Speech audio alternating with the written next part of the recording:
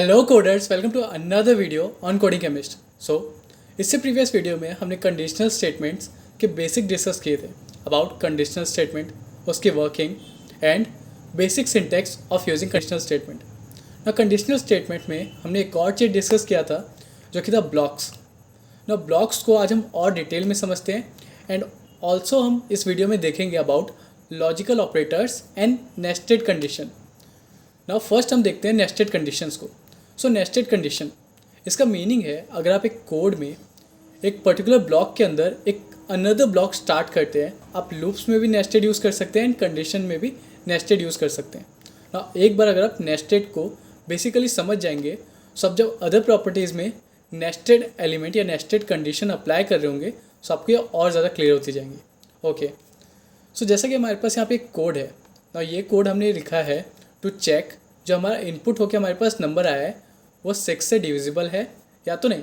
6 से डिविजिबिलिटी का टेस्ट है, अगर आपका नंबर 2 एंड 3 दोनों से डिविजिबल है सो आपका जो नंबर है वो 6 से डिविजिबल होता है, अदरवाइज नहीं होता। ओके, सो हमारा जो फर्स्ट प्रोग्राम है उसे एक बार देखते हैं। सो हमारा जो first if else conditional block है तो उसमें क्या हो रहा होगा, हमने सबसे पहले इफ़ में कंडीशन पास की है, क्या नंबर हमारा 2 से डिविजिबल है। ओके, सो ये कंडीशन हमें ट्रू, अगर ट्रू रिटर्न करती है, फॉर एग्जांपल आपका नंबर 2 से डिविजिबल है, सो ये कर्सर आपके इफ़ के अंदर के स्टेटमेंट्स को एग्जीक्यूट करेगा, जैसे कि हमने प्रीवियस वीडियो में भी देखा था।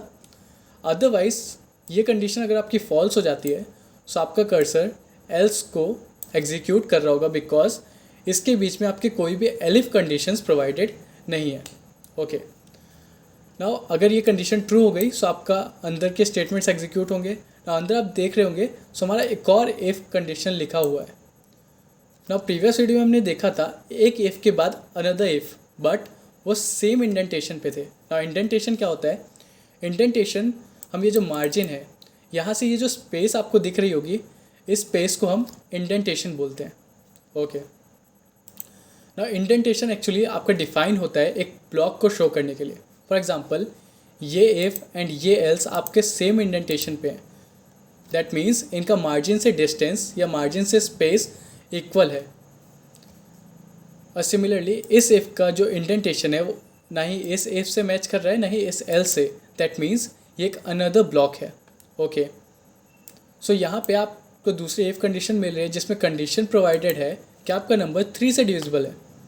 नाउ इन केस ये कंडीशन ट्रू होती है सो आपका कोड आपको एग्जीक्यूट कर रहा होगा कि आपका जो प्रोग्राम है या आपका जो नंबर है वो 6 से डिविजिबल है। ओके, नाउ व्हाट इफ़ आपकी ये कंडीशन फॉल्स हो जाए, सो क्या हमारा ये एल्स स्टेटमेंट एग्जीक्यूट हो रहा होगा कि आपका नंबर 6 से डिविजिबल नहीं है? नो, ऐसा क्यों हो रहा होगा? क्योंकि हमने प्रीवियस वीडियो में डिस्कस किया था कि एक इफ़ का एक ही एल्स होगा। ओके, एंड वो एल्स उसके सेम इंडेंटेशन पे बिलोंग करेगा। दैट मीन्स इस इफ़ का एल्स, इस इफ़ के फॉल्स होने पर ही ये एल्स एग्जीक्यूट करेगा, बिकॉज ये दोनों इफ़ एंड एल्स एक ब्लॉक के पार्ट हैं ना। ये इफ़ इनके ब्लॉक के अंदर ज़रूर आ रहा है बट ये इसका एल्स प्रोवाइडेड नहीं है, बिकॉज अगर इसका एल्स होगा सो वो सेम इंडेंटेशन पे होगा। ओके, ना ये जो आपको कोड दिख रहा है इसमें यही एक्चुअली एक छोटा सा बग है जिसे हम रिजॉल्व करने के लिए यूज़ करते हैं हमारे लॉजिकल ऑपरेटर्स। ना लॉजिकल ऑपरेटर्स को एक बार समझते हैं। सो ये कोड आपने समझ लिया 6 से डिविजिबिलिटी का। अब इसी कोड को एक डिफरेंट वे में लिखते हैं। सो उससे पहले हमारे इस कोड को कमेंट आउट कर देते हैं ना। ये मल्टी लाइन कमेंट करेंगे हम ना। कमेंट्स हम ऑलरेडी डिस्कस कर चुके हैं, अगर आपको ये नहीं पता कि मैं ऐसा क्यों कर रहा हूँ सो आप मेरा कमेंट्स वाला वीडियो ज़रूर वॉच कीजिएगा। सो ये हमारा कोड कमेंट आउट हो गया ना। यहाँ पे हमारा लॉजिकल ऑपरेटर वाला कोड है ना। ये सेम कोड है, इसमें भी हम चेक कर रहे होंगे कि आपका जो नंबर इनपुट हो क्या है वो 6 से डिविजिबल है या नहीं। बट इस केस में हम क्या यूज़ कर रहे होंगे? एंड और ना। एंड और एक्चुअली लॉजिक गेट्स होते हैं या लॉजिक ऑपरेटर इस कोड के लिए आप समझ सकते हैं ना। अगर आपको इनकी वर्किंग नहीं पता सो नो प्रॉब्लम, आप ऐसा याद रखिए कि एंड एक्चुअली मल्टीप्लिकेशन के लिए यूज़ होता है एंड और एडिशन के लिए। ओके, और हमेशा आप ट्रू कंडीशन को, जैसा हमने बूलियन में डिस्कस किया था, हम ट्रू को डिफ़ाइन करते हैं 1 से एंड फॉल्स को डिफ़ाइन करते हैं 0 से। सो आप ये याद रखिएगा। सो अब हमने क्या डिस्कस किया कि हमारा एंड जो है वो मल्टीप्लिकेशन को रिप्रेजेंट कर रहा है। सो फॉर एग्जांपल ये जो आपका कोड है वो ट्रू कब रिटर्न करेगा ना। ट्रू को आप एक और तरीके से समझ सकते हैं, ये कोड आपका 1 कब रिटर्न करेगा ना। इसमें आप ट्रू को 1 एज्यूम करेंगे एंड फॉल्स को 0। सो देखिए आपका ये जो स्टेटमेंट है अगर ये 1 रिटर्न करती है एंड सिमिलरली ये स्टेटमेंट भी 1 रिटर्न करती है, सो 1 इंटू 1 दैट मीन्स 1, यानी दोनों कंडीशन के ट्रू होने पे ही आपका ये जो कोड है वो ट्रू रिटर्न करेगा। सो आपने यहाँ पे एक साथ 2 कंडीशन चेक कर ली, यानी नंबर कि आपका नंबर 2 से डिविजिबल है या आपका नंबर 3 से डिविजिबल है। अगर दोनों से डिविजिबल है दैट मीन्स वो 6 से डिविजिबल है। ओके, ना सेकेंड हमारा जो ब्लॉक है वो अनदर इफ़ ब्लॉक है ना। आप यहाँ पे देख रहे होंगे जैसा हमने डिस्कस किया था कि इफ एल्स ना, ये तो तीनों सेम इंडेंटेशन पे है। सो ये चीज़ एक्चुअली हमने अपने प्रीवियस वीडियो में देखी थी जिसमें 2 इफ़ एक साथ आ रहे थे।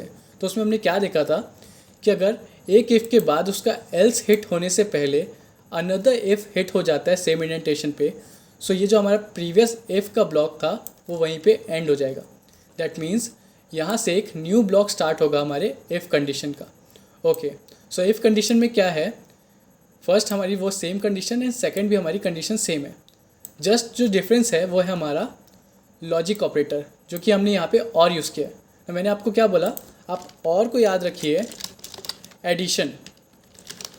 सो एडिशन के लिए फॉर एग्जांपल ऐसा समझिए, अगर ये कोड आपका ये कंडीशन आपकी ट्रू होती है सो ये आपको 1 रिटर्न करेगी एंड ये कोड अगर आपका फॉल्स हो जाता है बाय चांस सो आपको 0 रिटर्न कर रहा होगा ना। 1 + 0 ये स्टिल आपको 1 ही रिटर्न करेगा।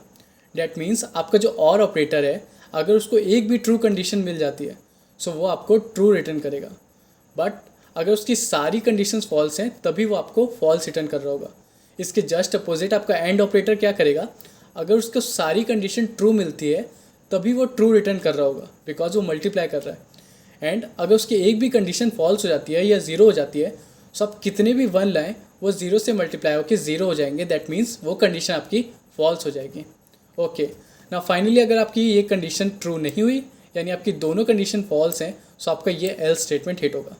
ये भी हमने प्रीवियस वीडियो में देखा था। सो इस कोड को एक बार एग्जीक्यूट करके देखते हैं। F5 एंटर, एंटरिंग नंबर, सो हम यहाँ पे एंटर कर देंगे 12। ना 12 is divisible by 6 and 12 is not divisible by 6। ना आप देख रहे होंगे दोनों आउटपुट कैसे आ सकते हैं, ये तो गलत है ना। ऐसा इसीलिए हो रहा है बिकॉज हमने अपने कोड में यहाँ पे और स्टेटमेंट एंड एंड स्टेटमेंट ये दोनों अलग अलग इफ स्टेटमेंट में हैं। अगर हम इसे यूज़ करते ऐसे एलिफ में सो ऐसी प्रॉब्लम आपको नहीं आ रही होती।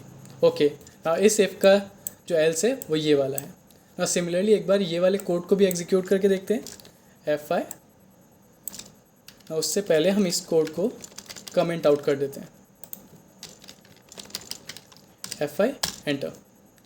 सो हम फिर से 12 एंटर करेंगे अपने आउटपुट विंडो में ना। हमें आउटपुट मिल रहा है डिविजिबल बाय 6, यानी आपके दोनों कोड सक्सेसफुल हैं बट उसमें छोटे से बग की वजह से हम लॉजिकल ऑपरेटर्स को ज़्यादा प्रीफर करते हैं। सो आप इसे नोट कर लीजिए या फिर इसे याद कर लीजिए बिकॉज हम इसे आगे वीडियोस में भी यूज़ कर रहे होंगे एंड इवन दो हम कंडीशनल स्टेटमेंट्स को भी अपने कैलकुलेटर वाले प्रोग्राम में मर्ज करने वाले हैं।